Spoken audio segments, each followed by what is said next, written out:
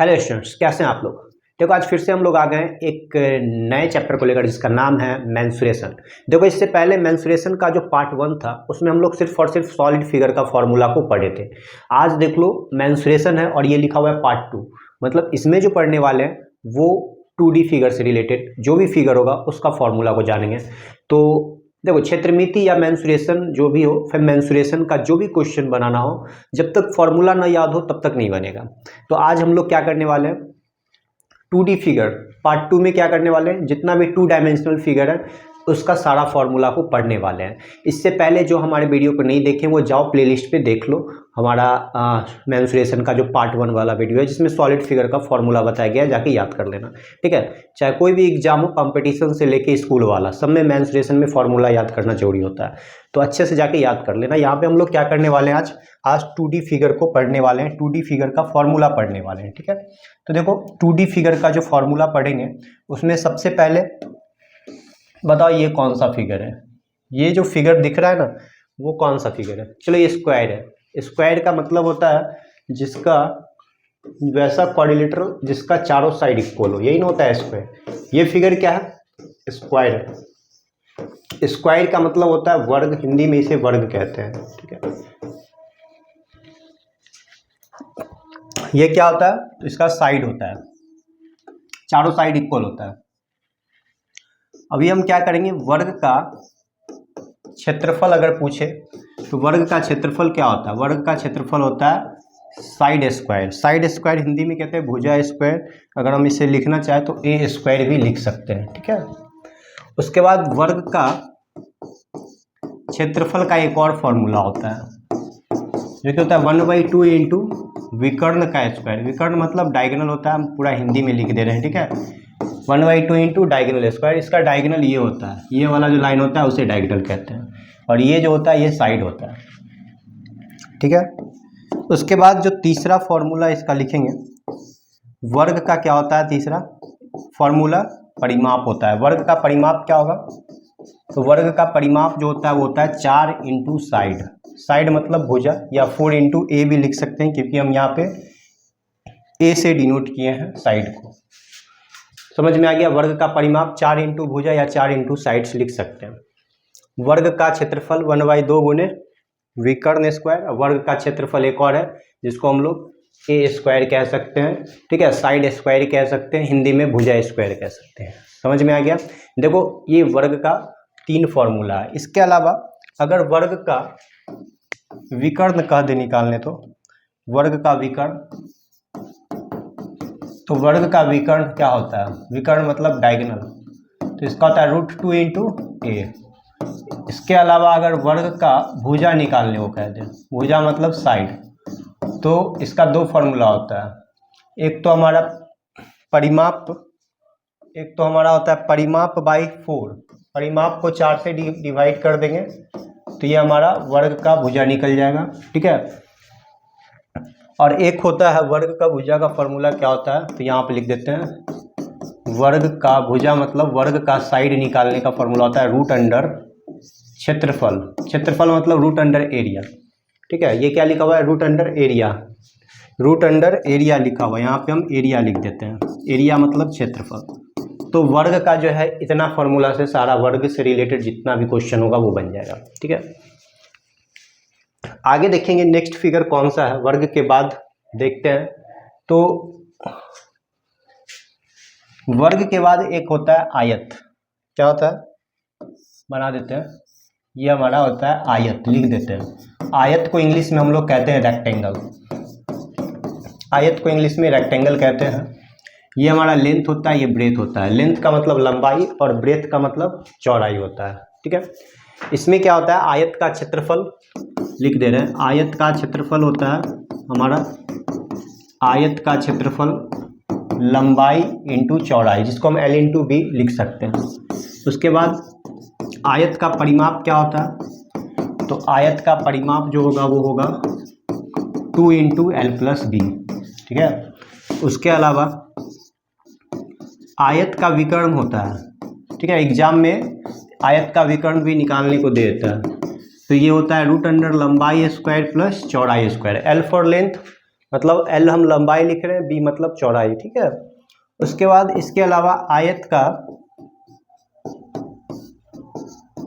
परिमाप हो गया, क्षेत्रफल हो गया। आयत की लंबाई जब पूछेगा, आयत की लंबाई जब क्षेत्रफल दिया हो तो एरिया बाई ब्रेथ कर लेना, क्षेत्रफल को चौड़ाई से डिवाइड कर देना। सेम इसी तरह अगर चौड़ाई निकालना हो, ठीक है, तो क्या कर लेंगे, एरिया को लेंथ से डिवाइड कर देंगे।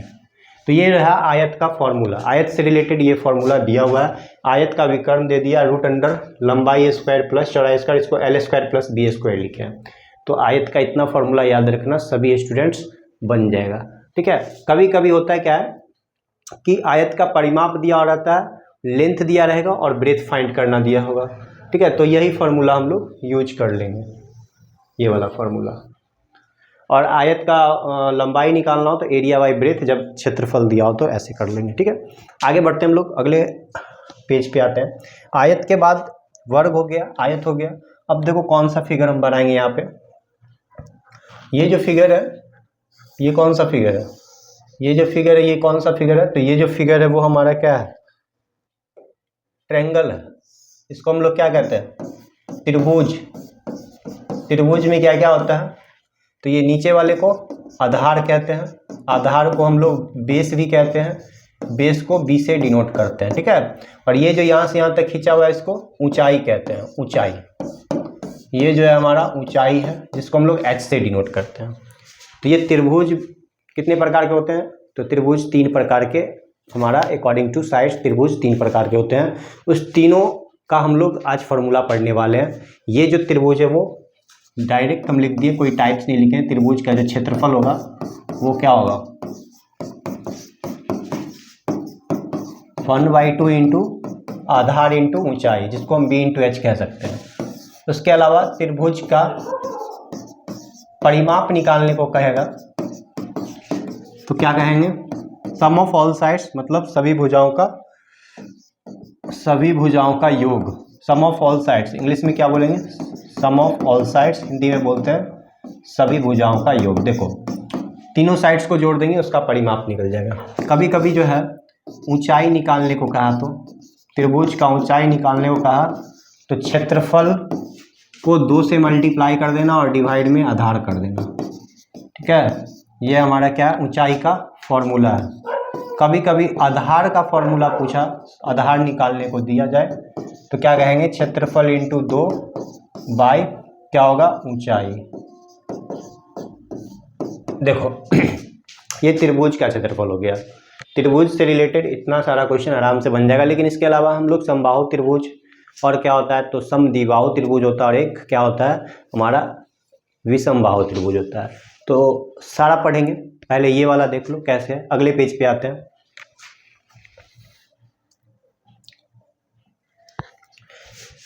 देखो इसके बाद जो हम पढ़ने वाले हैं वो होता है हमारा, वो जो होगा क्या होगा, तो समबाहु त्रिभुज के बारे में पढ़ेंगे, समबाहु त्रिभुज के बारे में। देखो समबाहु त्रिभुज में क्या होता है कि तीनों साइड जो होता है वो हमारा क्या होता है, इक्वल होता है।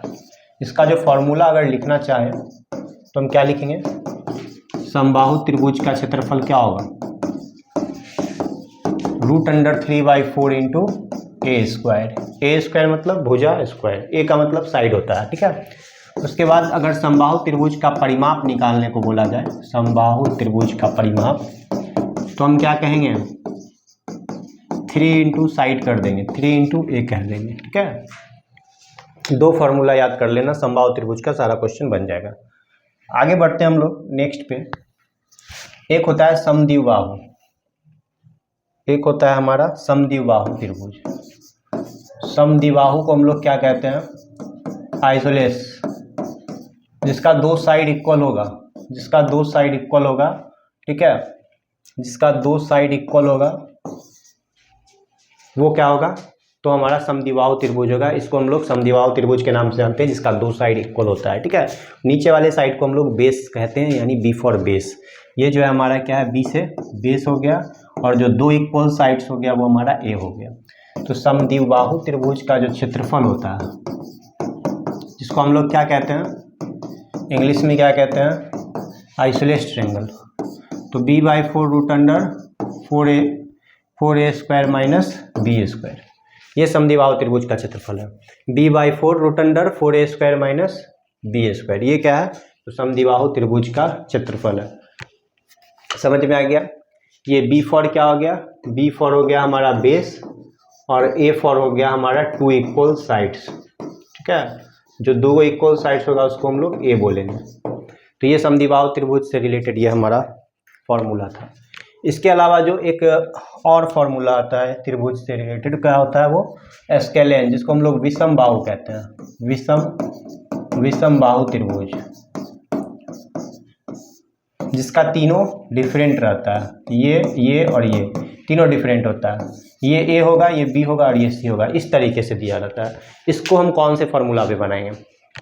देखो, इसको बनाने के लिए हम लोग क्या करेंगे? हीरोन फार्मूला यूज करेंगे। ठीक है, हीरोन फार्मूला में क्या होता है? सबसे पहले सेमी पेरीमीटर निकलता है, जिसको हम लोग अर्ध परिमाप कहते हैं। एस फॉर सेमी पेरीमीटर यानी अर्ध परिमाप। देखो, परिमाप निकालने के लिए a प्लस बी प्लस सी यानी सम ऑफ ऑल साइड करते हैं, और अर्ध परिमाप निकालने के लिए 2 से डिवाइड करते हैं। देखो, हीरोन एक मैथमेटिशियन था, वो एक फार्मूला दिया था त्रिभुज का क्षेत्रफल, और ये जो फार्मूला है वो तीनों त्रिभुज पे आप लगा सकते हैं।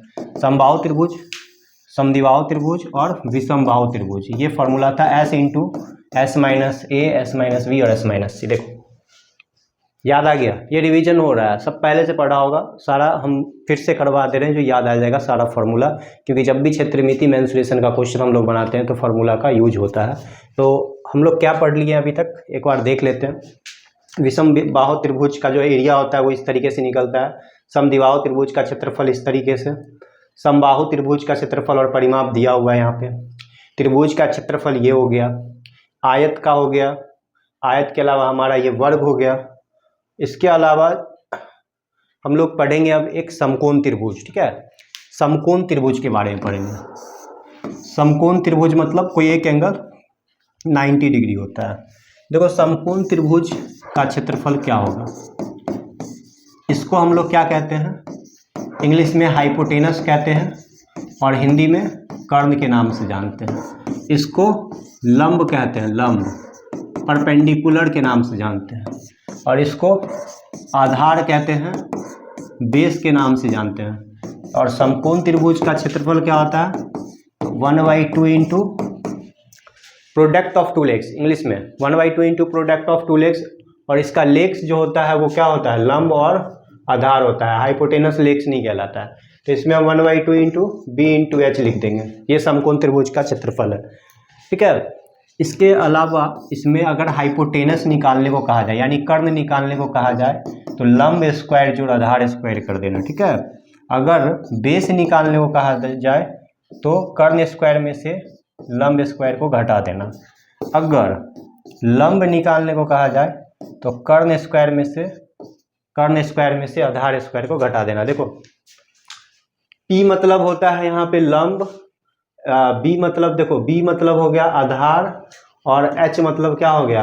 कर्ण। तो यहाँ पे फार्मूला लिखा हो, ये कर्ण का फार्मूला है, ये आधार का फार्मूला है, और ये क्या है? लंब का फार्मूला है। और समकोण त्रिभुज का क्षेत्रफल ये होता है। ठीक है, त्रिभुज से रिलेटेड जितना भी क्वेश्चन पूछेगा इसी से बना लेना, बन जाएगा। उसके अलावा त्रिभुज हो गया हमारा, वर्ग हो गया, आयत हो गया। अब आगे देखते हैं कौन सा फिगर पढ़ना है हम लोगों को। देखो, इसके अलावा हम लोग ना, बताओ ये कौन सा फिगर है? ये कौन सा फिगर है? ये जो फिगर दिख रहा है वो है हमारा पैरेललोग्राम। इंग्लिश में, हिंदी में कोई बता सकता है पैरेललोग्राम को हिंदी में क्या कहते हैं? पैरेललोग्राम को हिंदी में क्या कहते हैं? समांतर चतुर्भुज है ये। क्या है ये? समांतर चतुर्भुज। देखो, इसका जो क्षेत्रफल होता है वो होता है बेस इंटू हाइट, मतलब आधार इंटू में ऊंचाई, आधार इंटू ऊंचाई होता है। ये हमारा आधार है और ये जो खींचा हुआ ये है ऊंचाई। तो ये समांतर चतुर्भुज का क्षेत्रफल क्या हो जाएगा? आधार इंटू ऊंचाई। ठीक है, समझ में आ गया? इसके अलावा समांतर चतुर्भुज के क्षेत्रफल के बाद हम लोग पढ़ेंगे एक आता है सम चतुर्भुज, जिसका चारों साइड होता है इक्वल, इसमें 2 विकर्ण भी होता है। ठीक है, अब देखो सम चतुर्भुज का क्षेत्रफल क्या होगा? तो सम चतुर्भुज का जो क्षेत्रफल होता है, मतलब इसको रोम्बस हम लोग कहते हैं, इसको क्या कहते हैं इंग्लिश में? रोम्बस कहते हैं। सम चतुर्भुज का क्षेत्रफल जो होता है वो क्या होता है, तो एक तो होता है हमारा बेस इंटू हाइट, जिसको आधार इंटू ऊंचाई कहते हैं। एक और फार्मूला होता है समचतुर्भुज का, वो होता है 1/2 इंटू विकर्णों का गुणनफल। हिंदी में लिख दिए विकर्णों का गुणनफल, दोनों विकर्ण को मल्टीप्लाई कर देंगे। देखो इसी को हम लोग ये लिखते हैं 1/2 into D1 into D2। D1 क्या है, तो डायगोनल फर्स्ट विकर्ण, पहला विकर्ण को D1 कहते हैं और दूसरा विकर्ण को D2 कहते हैं। तो आप ये वाला फॉर्मूला भी याद कर सकते हैं, या ऐसे बोल सकते हैं 1/2 इंटू विकर्णों का गुणनफल, दोनों में से कोई एक बोल सकते हैं। और यदि आधार और ऊंचाई दिया हो तो B इंटू H पे बना देंगे। तो ये हमारा रोम्बस था। देखो रोम्बस के बाद आगे कौन सा फिगर है देखते हैं हम लोग। देखो और भी 2D फिगर है। ये हमारा एक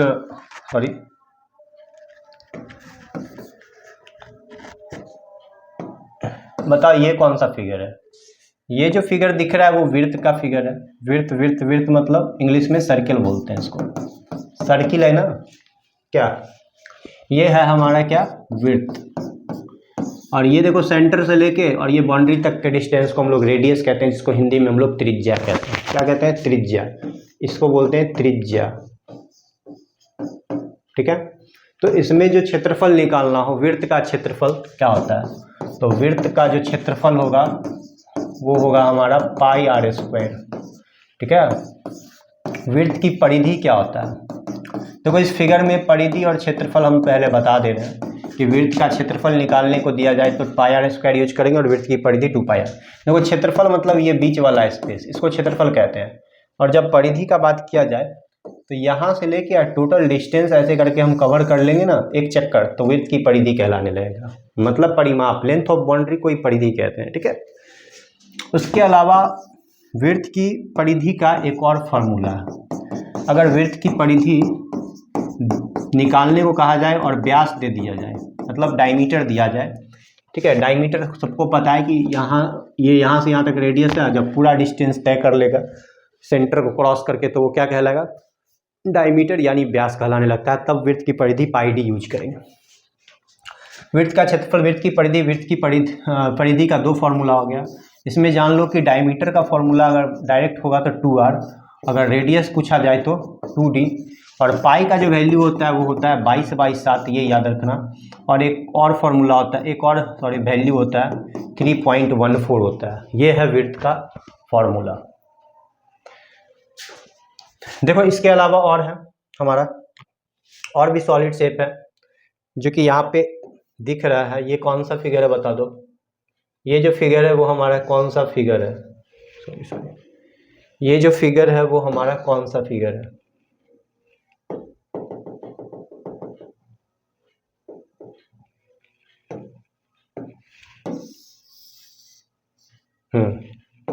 ये कौन सा फिगर है, ये है समलम चतुर्भुज, जिसको हम लोग इंग्लिश में ट्रैपीजियम के नाम से जानते हैं, ठीक है। देखो इसमें क्या क्या होता है। सो ये हमारा क्या है, तो पहला पैरेलल साइड है जिसको समांतर भुजा कहते हैं। ए और बी समांतर भुजा हो गया, और ये हमारा क्या हो गया, ऊंचाई हो गया। मतलब दोनों के बीच की डिस्टेंस को, दोनों समांतर भुजा के बीच की दूरी को हम लोग ऊंचाई कहते हैं। तो यहाँ पे हम लोग अगर समलम चतुर्भुज का क्षेत्रफल यानी ट्रैपीजियम होता है इसका इंग्लिश, ठीक है। ये जो फिगर है ये क्या है, ट्रैपीजियम का फिगर है। अगर तुमसे पूछा जाए समलम चतुर्भुज का क्षेत्रफल बता दीजिए, ट्रैपीजियम का एरिया, तो ये याद रखना 1/2 इंटू समांतर भुजाओं का योग, ठीक है। दोनों समांतर भुजा को जोड़ दो, ठीक है। हम हिंदी में लिख रहे हैं, इंग्लिश में भी लिख देंगे। और इंटू में होता है ऊंचाई, समांतर भुजाओं का योग इंटू ऊंचाई। अगर यहाँ पे लिखना चाहे तो ऐसे लिख सकते हैं 1/2 into a + b into h, जिसमें a और b क्या है, तो समांतर भुजा है, मतलब पैरेलल साइड। इंग्लिश में क्या बोलेंगे, 1/2 into sum of parallel side into height बोलेंगे। ये बात समझ में आ गया। सारा फॉर्मूला हिंदी में लिख रहे हैं तो इसे भी हम हिंदी में ही लिख दिए। तो देखो जितना भी 2D फिगर था वो हम आज बता दिए। यहाँ पे स्क्वायर, रेक्टेंगल हो गया, फिर ट्रायंगल हो गया, सारा ट्रायंगल का टाइप्स हो गया। उसके बाद हम लोग ट्रैपीजियम पढ़ लिए, रोम्बस पढ़ लिए। इसके अलावा और कोई फिगर हमें नज़र नहीं आ रहा है जो कि 2D फिगर में हो। तो देखो इससे पहले हम लोग सॉलिड फिगर कंप्लीट कर चुके थे। आज हम लोग क्या किए हैं, 2 डायमेंशनल फिगर का सारा फॉर्मूला को बता दिए हैं। तो सभी स्टूडेंट्स जाके इसे अच्छे से याद कर लेना, क्योंकि जब हम लोग क्षेत्रमिति मेंसुरेशन का क्वेश्चन बनाने के लिए बैठेंगे तो ये सभी जो है फॉर्मूला याद रहना चाहिए। हम लोग नेक्स्ट वीडियो में मेंसुरेशन से रिलेटेड बहुत सारा क्वेश्चन को लेके आने वाले हैं। तब तक सभी स्टूडेंट्स इस फॉर्मूले को अच्छे से याद करो। हम लोग फिर से मिलेंगे नेक्स्ट वीडियो में। तब तक के लिए अच्छे से पढ़ाई करो। Thank you.